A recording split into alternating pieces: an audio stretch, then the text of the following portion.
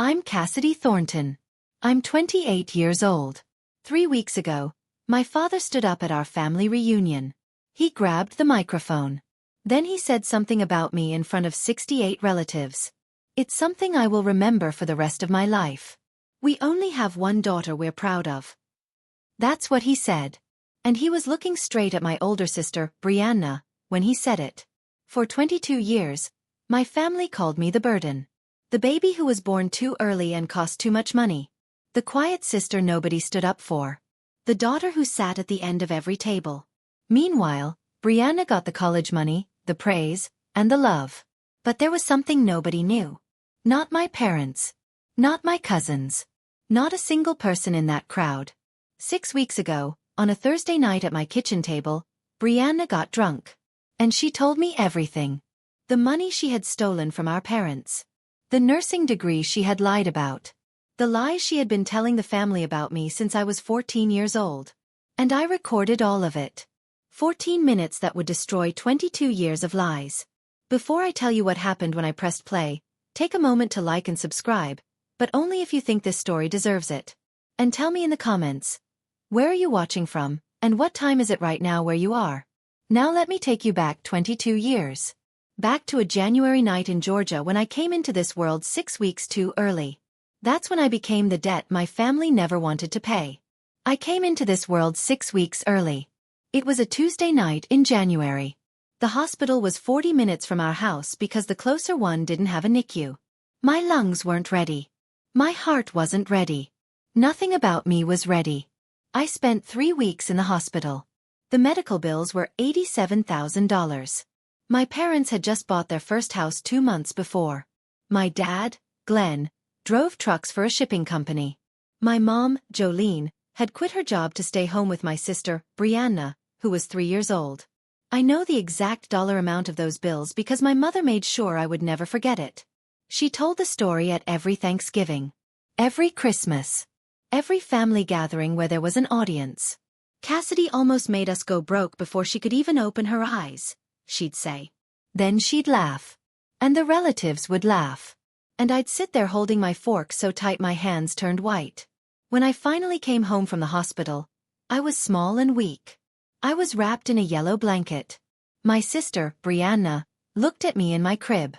Then she asked our mother a question that became our family's favorite joke for the next 20 years.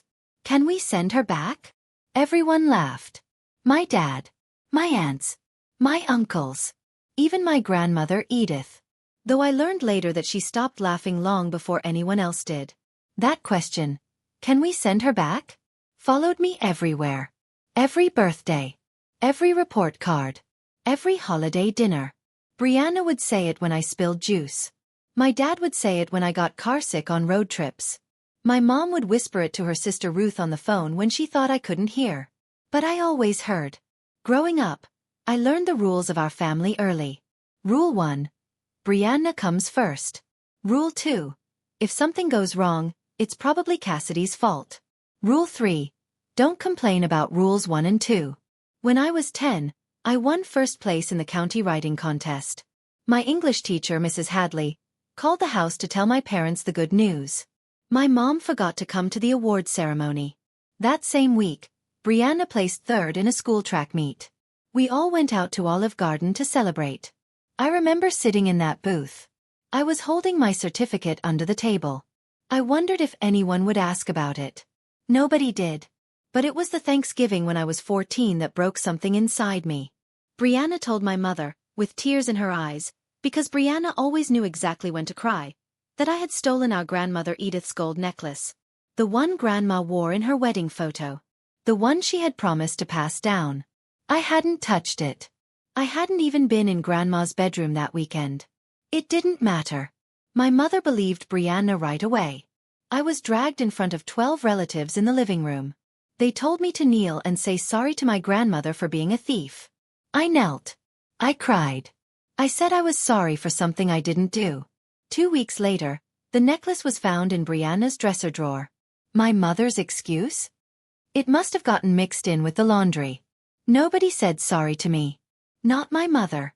Not Brianna. Not anyone. That night, I found my mother's old journal in the hallway closet. I don't know why I opened it. Maybe I was looking for proof that she had loved me once. Instead, I found this line. It was written the year I was born. Sometimes I wish we'd stopped at one. I read it 7 times. I kept hoping the words would change. They didn't. I left home the summer I turned 18. I had earned a partial scholarship to a state college 2 hours away. It wasn't anything fancy, but I was proud of it. I needed my parents to cover the other $4,000 each semester. I brought the letter to dinner like I was presenting evidence in court. My father barely looked at it. My mother didn't look up from her plate. "We already spent enough on you," she said. "Between the hospital bills and your braces and that inhaler you needed every winter, Cassidy, we just don't have it." That same month, my parents wrote a check for Brianna's full college tuition at a private nursing program. $28,000. No partial scholarship. No questions asked. So I worked 2 jobs. I made coffee at 6 o'clock in the morning. I did data entry at a temp agency until 10 o'clock at night. It took me 5 years to finish what should have taken 4. But I graduated with a degree in accounting. And I didn't owe anyone a single dollar. Nobody came to my ceremony.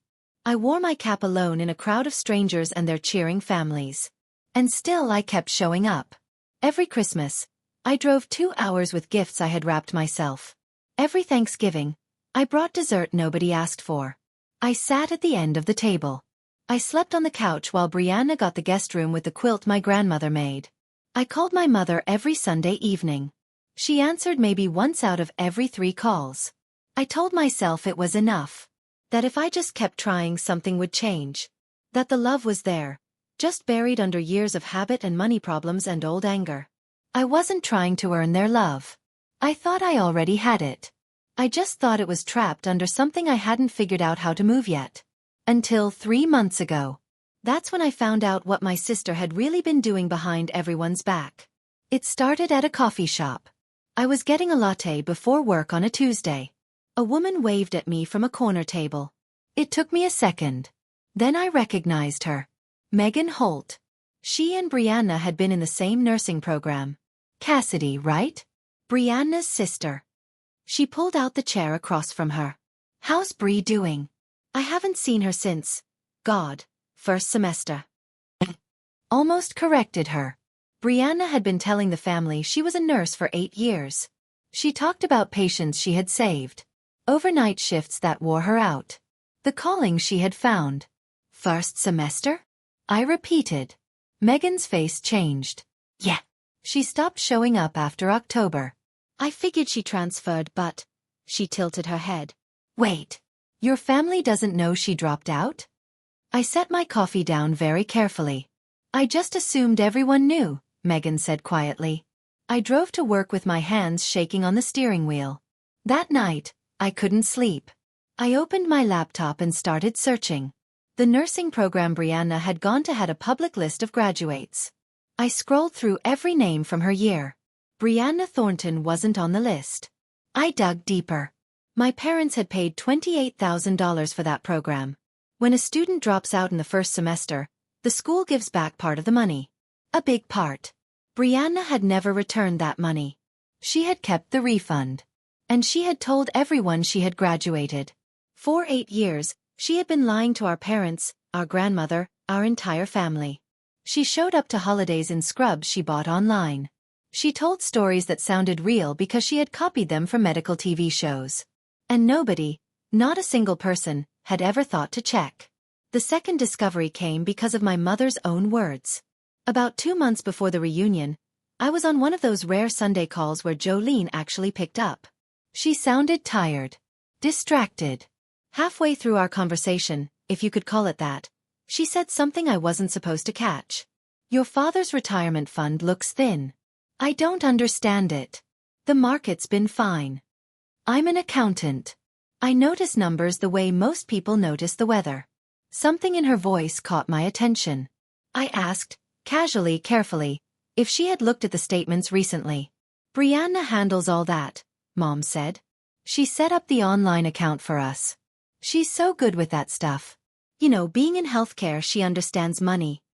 I bit my tongue so hard I tasted blood. That night, I did something I'm not proud of. I called my dad's old landline and talked him through pulling up his retirement account online. He didn't know I was checking. I told him I just wanted to make sure his information was up to date. The numbers told a story my family never would. Over 4 years, $40,000 had been moved out of my parents' retirement account. Small amounts at different times. $2,000 here. $3,500 there. Into an outside checking account. The account number matched a bank in Brianna City. I stared at the screen until my eyes blurred. Then I called my mother. I told her, as gently as I could, that something was wrong with the retirement fund. That the money hadn't been lost in the market. That it had gone somewhere specific. She cut me off before I finished. Don't be jealous of your sister, Cassidy. Brianna manages that account because she's responsible. Unlike some people. She hung up. And that's when I understood. Telling them privately would never work. Let me be clear about what was at risk. My grandmother, Edith Calloway, was 79 years old. She had built a life on a beautiful property outside Atlanta. A house she and my grandfather had designed together before he passed. A garden she had kept blooming for 40 years. And enough savings to leave something important behind. She was updating her will. She had told the family. And in the 2 months before the reunion, Brianna had visited Grandma 4 times. 4 times. My sister, who normally managed 1 visit a year at most, was suddenly the most caring granddaughter in Georgia. She brought flowers. She brought homemade soup, which I later learned she had bought from a deli and put into her own containers. She sat at Grandma's kitchen table. She held her hand. She talked about her nursing career. My mother told the family, Brianna is taking such good care of Mom. She's so selfless. I knew what was happening. Brianna was setting herself up. She wanted to be the name on the will. The only one who would get everything. The golden child's final prize. If I stayed quiet, 3 things would happen. My parents would lose more money they couldn't afford to lose. My grandmother would be tricked into changing her will based on lies. And I would lose the last person in my family who had ever truly seen me. I wasn't planning revenge. That word feels too sharp. Too simple. For what this really was. I was trying to protect my grandmother from the same person who had stolen from my parents. Who had lied about her education. Who had framed me for theft when I was 14. And who had spent 22 years making sure I never had a real seat at the family table. But I needed proof. Not guesses. Not spreadsheets. Proof that couldn't be explained away or buried under my mother's denial. I needed Brianna's own words. 3 weeks before the reunion, I texted my sister. Hey Bri. I know things have been weird between us. Can we talk before the reunion? I don't want it to be awkward in front of Grandma. She replied in 4 minutes. Sure. Your place. That should have told me everything. Brianna never came to my apartment. She thought my neighborhood was beneath her. But the reunion was 3 weeks away. And she needed me quiet and cooperative in front of Grandma Edith. A quick visit to calm down the difficult sister. Worth the drive. She showed up on a Thursday evening. She wore a silk blouse and designer jeans. She was carrying a bottle of white wine. She hugged me at the door. Tight. Fake. And right away started looking around my apartment with that pitying look she had perfected. It's cozy, she said. The word dripped. I opened the wine. I poured her glass fuller than mine. I set my phone on the bookshelf behind us. Screen down. Recording app running. Georgia is a one-party consent state. I was that party. We sat at my kitchen table. I started small. So how's work? The hospital keeping you busy? Brianna went into a story about a patient who had almost died during her shift last Tuesday. She told it with hand movements. Pauses. Voice changes. The whole show. She had always been good at this. Making fiction feel like memory. I let her finish. Then I said, as casually as I could, that's crazy. Hey, I actually ran into Megan Holt last month. Your old classmate. She said something kind of weird. Brianna's wine glass stopped halfway to her lips. Megan talks too much, she said. Her voice dropped lower. And I knew the mask had cracked. I didn't push right away. I poured more wine. I let the silence work. Brianna finished her second glass. Then her third. The wine was doing what I couldn't. Loosening the bolt she kept so carefully tightened in public. Bree, I said quietly. I'm not judging you. I just want to understand. We're sisters. She stared at me for a long time. Then something changed behind her eyes. Not guilt. Not fear. But something worse. Contempt. The kind that comes from believing you're untouchable. You want to understand? She leaned back. Fine. And then Brianna Thornton, golden child, beloved daughter, family nurse, started talking. I didn't finish nursing school. Big deal. It wasn't for me. She waved her hand like she was brushing away a fly. Mom and Dad's tuition money? They owed me that. For all the years I had to be the perfect one while you were draining them dry. My chest tightened. I said nothing. You know what I told Mom when you were 14? That you stole Grandma's necklace? She smiled. Actually smiled. I took it. I needed it gone for Thanksgiving so you'd look bad. And it worked. Every single time. She poured herself another glass. Her hand was steady. Her conscience was clear. All I ever had to do was cry. And Mom took my side every time. You were always so easy to push out of the way, Cass. You never fought back. You just took it. My hands were shaking. My jaw hurt from clenching. But I kept my face still. I kept my breathing even. Because the phone on the bookshelf was catching every word. And Brianna wasn't done. The wine had peeled away the last layer. Dad's retirement account? Brianna tilted her glass. She watched the light move through the wine like she was looking at a jewel. I've taken about 40 grand over the last 4 years. Small amounts. They'll never figure it out. They think the market crashed. She laughed. A short, bright, careless sound. And Grandma? I asked. My voice was steady. Barely. Brianna leaned forward. Elbows on the table. Why do you think I've been visiting her, Cass? She's rewriting her will. I'll make sure my name is the only one that matters. She held my eyes. And then she said the thing that sealed everything. And you? You'll get nothing. Just like always. She set her glass down gently. Because in this family, I'm the daughter. You're the bill. You're the bill. Not the burden. The bill. Like I was a debt they had never wanted to pay. Brianna yawned 15 minutes later. She fell asleep on my couch with her shoes still on. I pulled a blanket over her. Because even then, even after all of that, she was still my sister. And I didn't know what else to do with that. Then I went to the kitchen. I sat in the dark. I picked up my phone and stopped the recording. 14 minutes and 22 seconds. I didn't cry. I wanted to. But something had changed in me. Something deep and permanent. And crying felt like going backward. I played the recording once from the beginning. Just to make sure it was clear. Brianna's voice came through the speaker. Sharp and certain. You were always so easy to push out of the way. 14 minutes. That's all it took for 22 years of lies to fall apart into a file on my phone.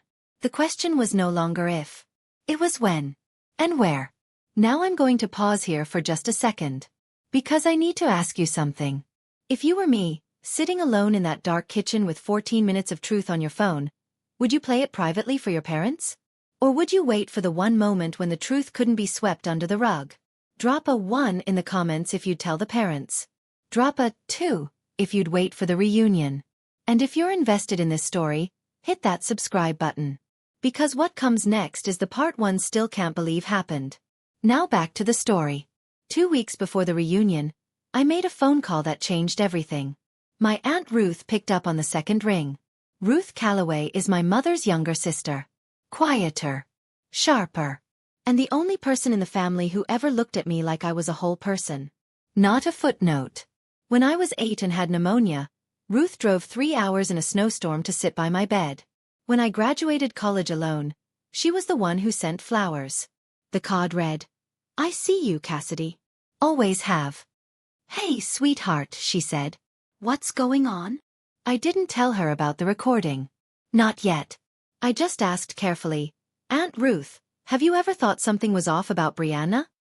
The line went quiet for so long I thought the call had dropped. Then Ruth let out a slow breath. I've been watching your sister for years, Cass. Something doesn't add up. The career stories. The money. The way she handles your parents. But I could never prove anything. She told me she had tried once. 3 years ago. She mentioned to Jolene that Brianna's stories about work seemed confusing. Jolene's response was fast and brutal. She stopped talking to Ruth for 6 months. Cut her out of family group texts. Told the cousins Ruth was going through something.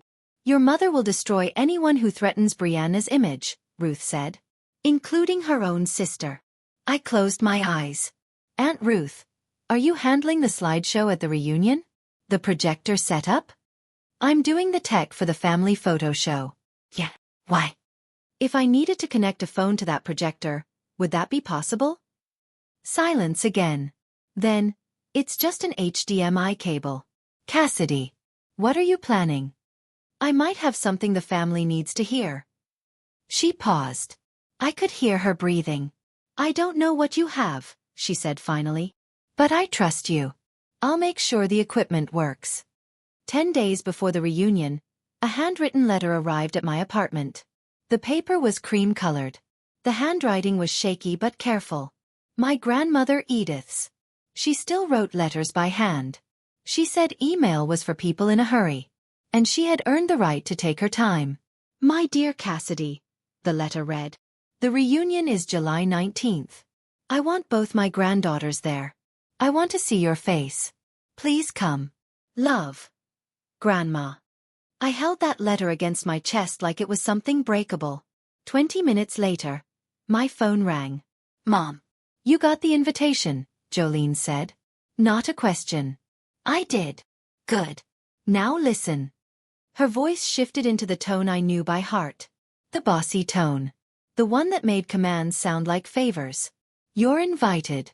But behave yourself.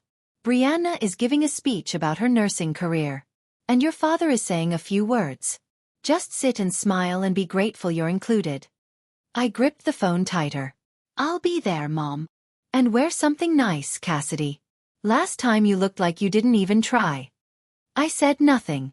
Oh. And Mom is making some big announcements at the reunion, Jolene added. Almost casually. Family decisions. Important ones. So just don't make it about you. She hung up before I could answer. She always did. I sat on the edge of my bed. I read Grandma Edith's letter one more time.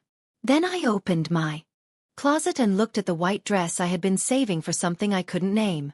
Something that mattered. This was Brianna's stage. My parents had written the script. She was the star. I was the background extra who should be grateful for a seat. But I was done with their script. I was bringing my phone. And my own story. The night before the reunion, I sat on my living room floor. I had my phone and a pair of earbuds. I listened to the recording one more time. Brianna's voice filled my ears. Close and clear and cruel. You were always so easy to push out of the way. I heard myself asking about Grandma. My voice thin and careful. And then Brianna. You'll get nothing. Just like always. My hands were shaking when I pulled the earbuds out. I almost deleted it. I want you to know that. My thumb hovered over the trash button for 10 full seconds.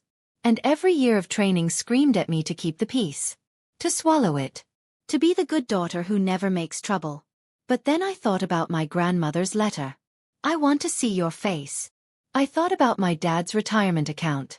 Bleeding quietly for 4 years. I thought about my 14-year-old self. Kneeling on a living room floor. Saying sorry for a theft she didn't do. I put the phone in my bag. That evening, I called Aunt Ruth one last time. Is the projector ready? HDMI cable. External speakers. Everything set for the slideshow, she said. Cassidy, whatever you're doing, are you sure? I'm sure. A long pause. Then, I'll make sure it works. You just have to plug in. After we hung up, I wrote a letter to my grandmother. Short. Honest. I sealed it in an envelope and put it in my bag next to the phone. It said, Grandma, I'm sorry if what happens tomorrow hurts you. But you've always taught me that the truth matters more than comfort. I hope you still believe that. I didn't sleep that night. But for the first time in years, I wasn't afraid of what morning would bring. I was ready.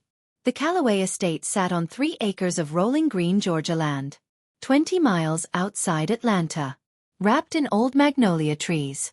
A white fence that my grandfather had painted every spring until the year he died. Grandma Edith hosted the family reunion there every 5 years. This one was the biggest. 68 people across 4 generations of Callaways and Thorntons. Long tables covered in white cloth stretched across the back lawn. String lights hung between the magnolias. Waiting for dusk. A projector screen stood near the main table, already set up for the family photo slideshow. Aunt Ruth's work. I arrived early. White dress. Hair down. Phone in my purse. Heart in my throat. Aunt Ruth was fixing the speaker cables near the projector. When she saw me, she nodded once. Come. Steady. She tilted her head toward the HDMI cable sitting on the edge of the tech table. I understood. The guests came in over the next hour. Cousins I hadn't seen in years. Great aunts who pinched my cheeks. Uncle Frank with his loud laugh. Kids chasing each other around the garden chairs. Then Brianna arrived. Red dress. Expensive heels. Full makeup. She floated through the crowd like a celebrity at a movie premiere. Kissing cheeks. Holding hands. Acting warm so well I almost believed it myself. She went straight to Grandma Edith. She wrapped her in a hug that lasted just long enough for 3 people to take pictures. My parents were right beside Brianna. Glenn in his ironed khakis. Jolene in a flowered dress. Hand on Brianna's shoulder. Beaming. The perfect trio. I stood near the back by the bushes, holding a glass of sweet tea I didn't drink. And Grandma Edith, in the middle of hugging Brianna, looked over her granddaughter's shoulder. She found me in the crowd. And she gave me a small, sad smile that broke something in my chest. Dinner was served at 6 o'clock. Fried chicken. Collard greens. Cornbread. Peach cobbler. The Callaway reunion meal hadn't changed in decades. People filled their plates. Found their seats. Settled into the kind of warm, loud noise that big Southern families are experts at. I sat at the far end of the second table. Nobody had assigned seats. But somehow the family geography always pushed me to the edge. After dinner, my mother stood up. She tapped a fork against her glass. The conversations got quiet. Before we do the slideshow, Jolene announced, Brianna has something she'd like to share. Some of you know she's been doing amazing work as a nurse. Bri, honey, come on up. Applause. Warm. Encouraging. Trusting. From 68 people who had no reason to doubt. Brianna walked to the front with the ease of someone who had practiced this in the mirror. She took the wireless mic from Ruth's tech table. And she smiled. The practiced, perfect smile that had gotten her out of every corner she'd ever been backed into. Thank you, Mom. She pressed a hand to her chest. Nursing has been the most rewarding thing in my life. Last month, I helped a patient recover from a stroke. She held my hand and told me I saved her life. People whispered with admiration. Grandma Edith nodded proudly. 5 minutes of pure lies. Delivered perfectly. When Brianna finished, she got a standing ovation from the front table. My mother was crying. The graceful single-tear kind she had perfected at church. Then a great aunt at my table leaned over and patted my arm. And what do you do, dear? Before I could answer, my mother's voice cut across the lawn. Cassidy works in accounting, Jolene said. Somewhere. Scattered laughter. Brianna smiled into her wine glass. I felt my face burn. But I kept my hands flat on the table. Not yet. The sun was going down behind the magnolia trees when my father stood up. Glenn Thornton was not a natural speaker. He was a quiet man who had spent his life driving trucks, watching ESPN, and agreeing with whatever Jolene told him was true. But tonight, Jolene had given him a script. And he read from a folded piece of paper she had put in his shirt pocket before dinner. I want to thank everyone for being here, he started. His voice was thin through the mic. This family means everything to us. He paused. Looked at Brianna. She sat at the front table next to Grandma Edith. Jolene and I, he swallowed. We only have one daughter we're truly proud of. The lawn went still. Brianna, you are our greatest achievement. Everything you've done. Your career. Your heart. The way you take care of this family. We couldn't have asked for a better daughter. Applause. Not loud. There was an awkward feeling under it. A few people looking around. A cousin shifting in her chair. But enough people clapped to make it feel okay. Nobody looked at me. Nobody needed to. I sat at the back table. 68 people in front of me. My father's words still hanging in the summer air like smoke. We only have one daughter we're truly proud of. He hadn't made a mistake. He hadn't been unclear. He had said, in front of every aunt, uncle, cousin, and grandparent in our family, that I didn't count. My grandmother Edith turned slowly in her chair. She found me. She saw the redness in my eyes. Her face wrinkled with something I hadn't seen from her in years. Alarm. I put my hand on my purse. Felt the hard edge of my phone through the fabric. 22 years.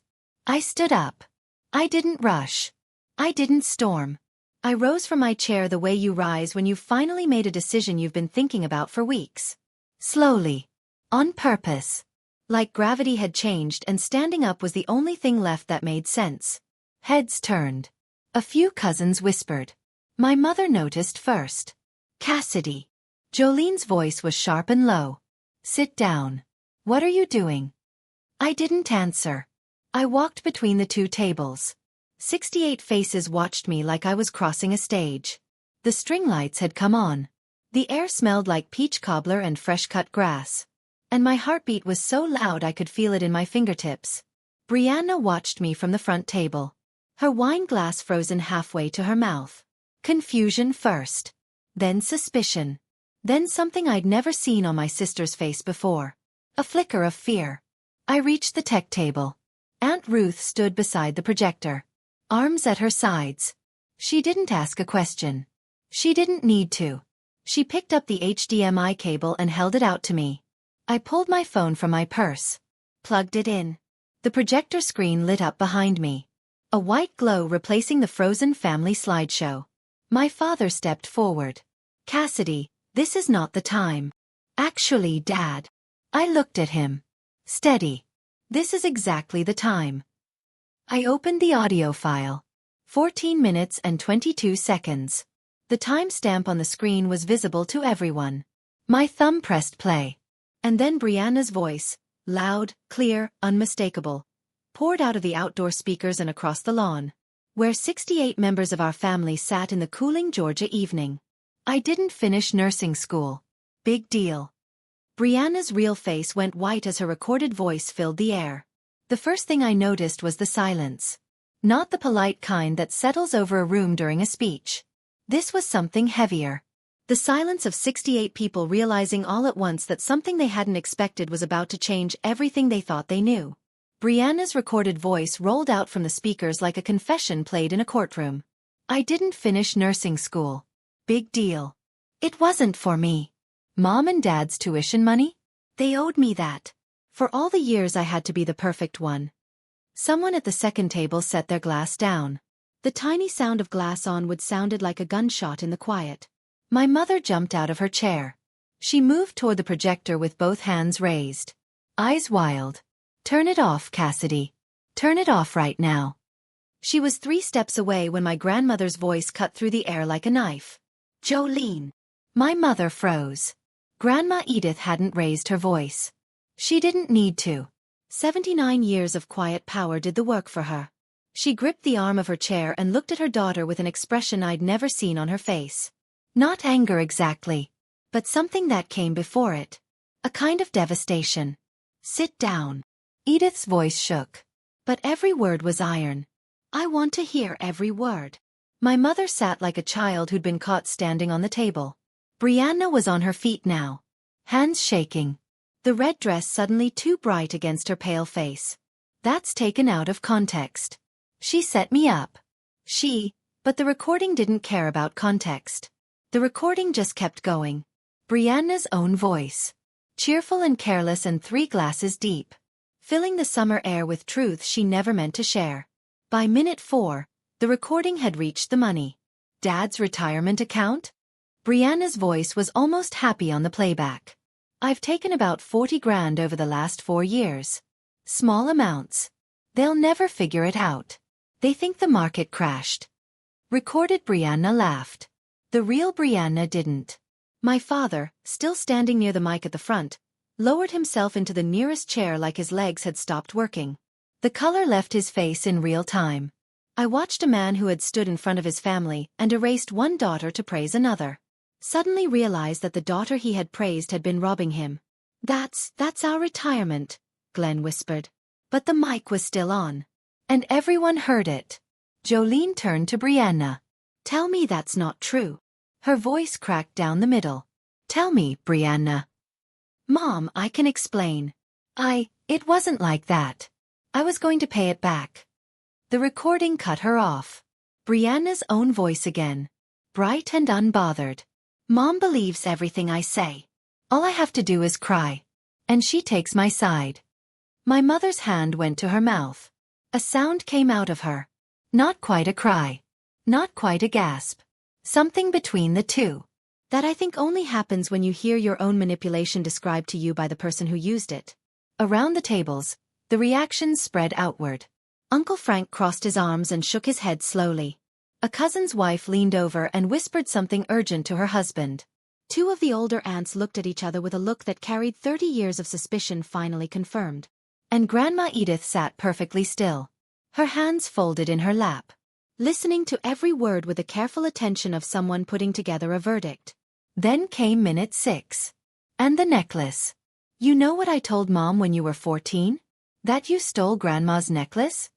Recorded Brianna's voice was warm with wine and self-satisfaction. "I took it.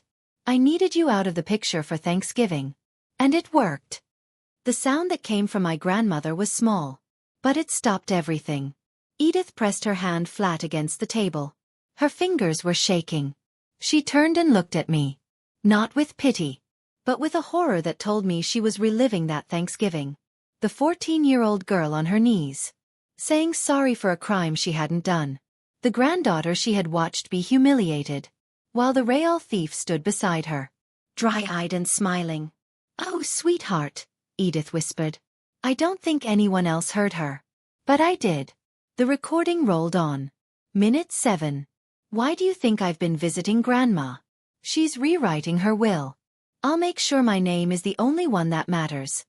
Edith's grip on the table tightened until her knuckles went white. "And you," recorded Brianna leaned into the mic like she was sharing a secret. "You'll get nothing. Just like always. Because in this family, I'm the daughter. You're the bill." That was the moment Brianna ran. She shoved her chair back with a screech that tore through the quiet. She grabbed her purse, kicked off one heel, and half ran, half stumbled across the lawn toward the garden gate, her red dress catching the string lights. But the estate was 3 acres. The gate was far.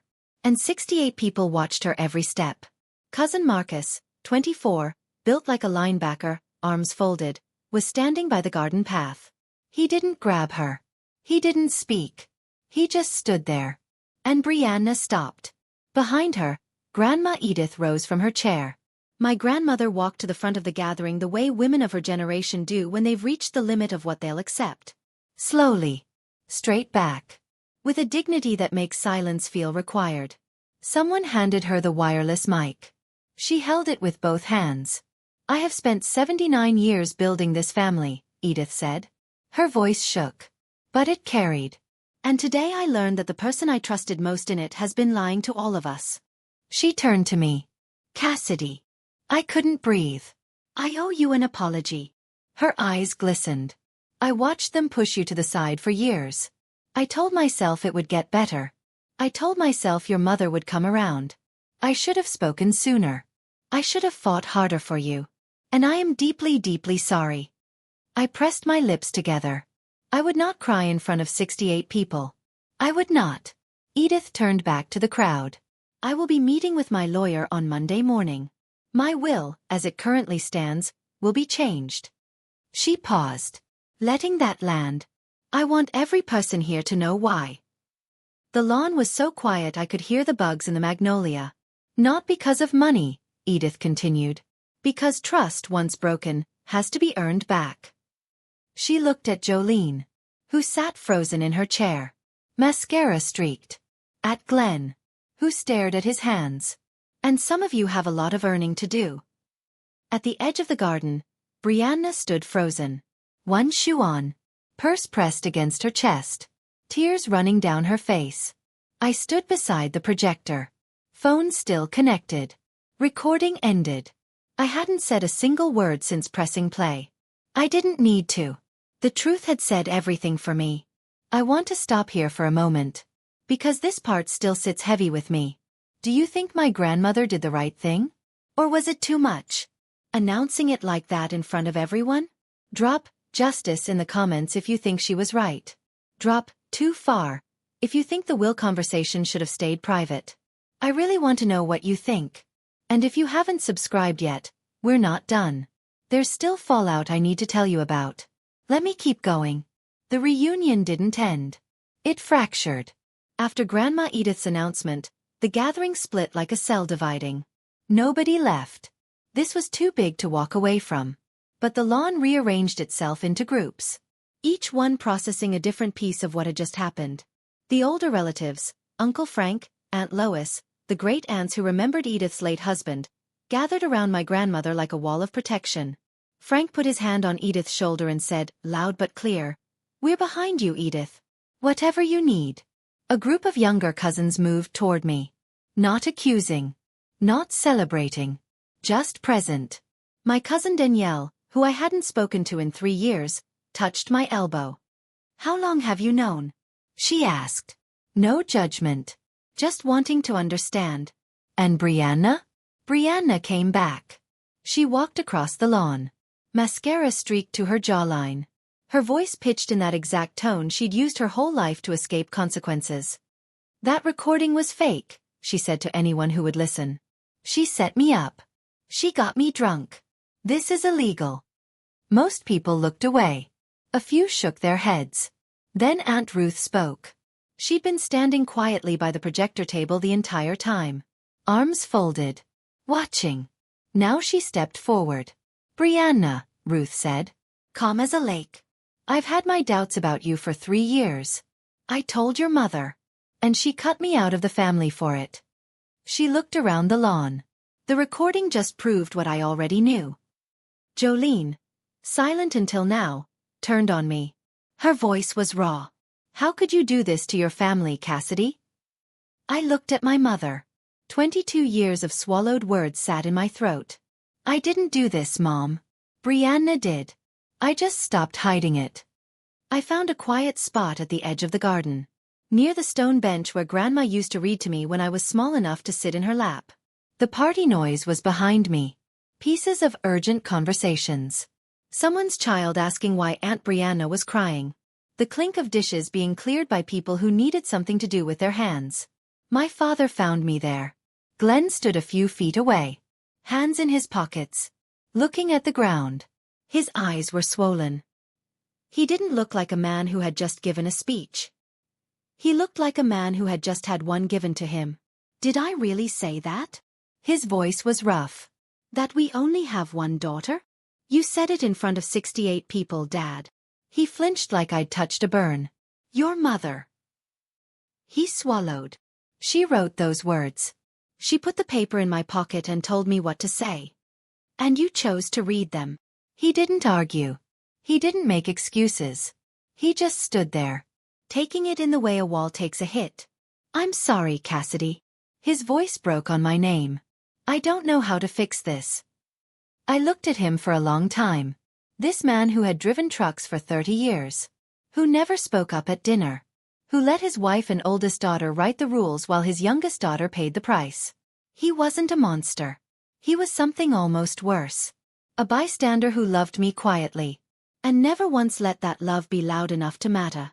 "I'm not asking you to fix it right now, Dad," I said it gently. Not because he'd earned gentleness, but because cruelty had never been my language. "I'm asking you to stop pretending I don't exist." He cried. I'd never seen my father cry in 28 years. There was no hug. No solution. Just 2 people standing in a garden. Learning how to start from the wreckage. I was sitting on the porch steps when Grandma Edith came and sat down beside me. She moved carefully. Her hip had been bothering her for months. But she refused my hand and sat on her own terms.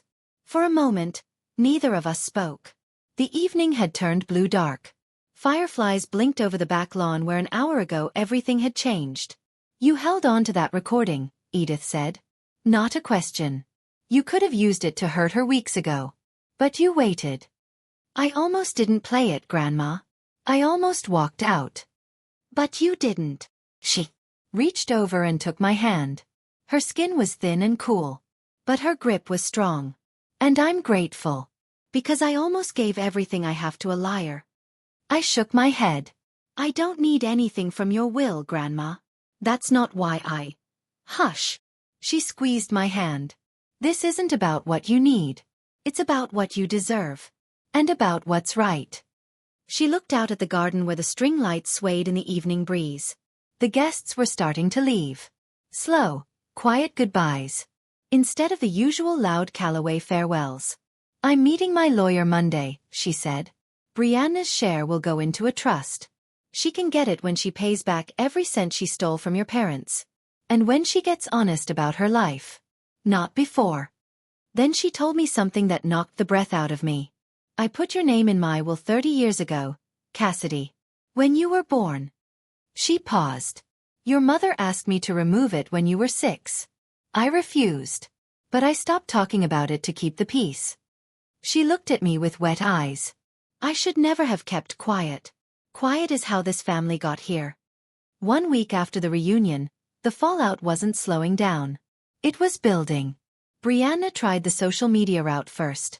She posted on Facebook, my own sister stabbed me in the back at our family reunion. I've never felt so betrayed. The post got 11 likes. All from friends who hadn't been there. Then cousin Marcus commented, we all heard the recording, Brianna.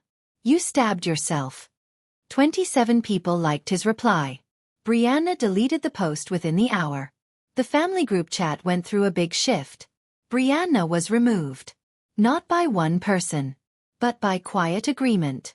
Danielle simply made a new chat and didn't add her. Nobody objected. My father called me on a Tuesday evening. It was the first time in my life he'd called my number without Jolene telling him to. I pulled up the retirement account statements, he said. His voice sounded 10 years older. She took more than we thought. $42,300. Cass. It's all documented. The transfers. The dates. Everything. I closed my eyes. What are you going to do? Your mother and I are meeting with a financial advisor this week. And maybe a lawyer. He paused. I should have listened to you when you called. Yeah, Dad. You should have. There was something else too. The nursing career. The one Brianna had performed so beautifully at the reunion. The one she'd used to impress Grandma and charm the family. It fully fell apart. A cousin who worked in healthcare asked around. Brianna wasn't a nurse. She wasn't even a certified nursing assistant. She was a receptionist at a chiropractor's office 30 miles from her apartment. She answered phones and made appointments. She'd been doing it for 6 years. Every story she'd told. Every patient she'd saved. Fiction. Every word. 2 weeks after the reunion, my mother called. I almost didn't pick up. My phone sat on the kitchen counter, buzzing with her name. I watched it ring twice before I answered. Cassidy. Her voice was small. Smaller than I'd ever heard it. Deflated. Like someone had let the air out of the woman who'd controlled our family's story for 25 years. I didn't know about the money, she said. Or the necklace. I swear to you. I didn't know. I believe you didn't know about those things, Mom. I kept my voice level. But you knew how you treated me. You didn't need a recording to know that. Silence. The kind that stretches until it becomes its own answer. I was so scared when you were born. Her voice cracked. The doctors told us you might not survive the first night. And then you did. And the bills came. And your father and I were drowning. I think she stopped. Started again. I think I blamed you for something that wasn't your fault. And once I started, I couldn't figure out how to stop. I gripped the phone.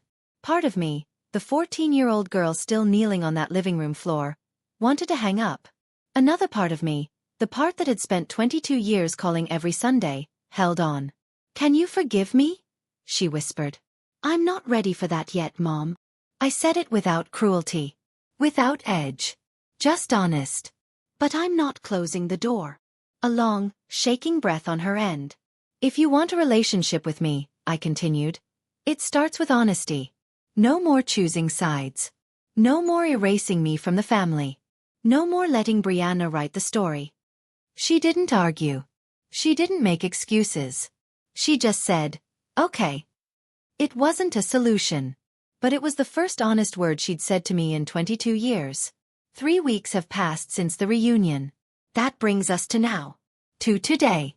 As I'm telling you this story, Grandma Edith met with her lawyer the Monday after the reunion.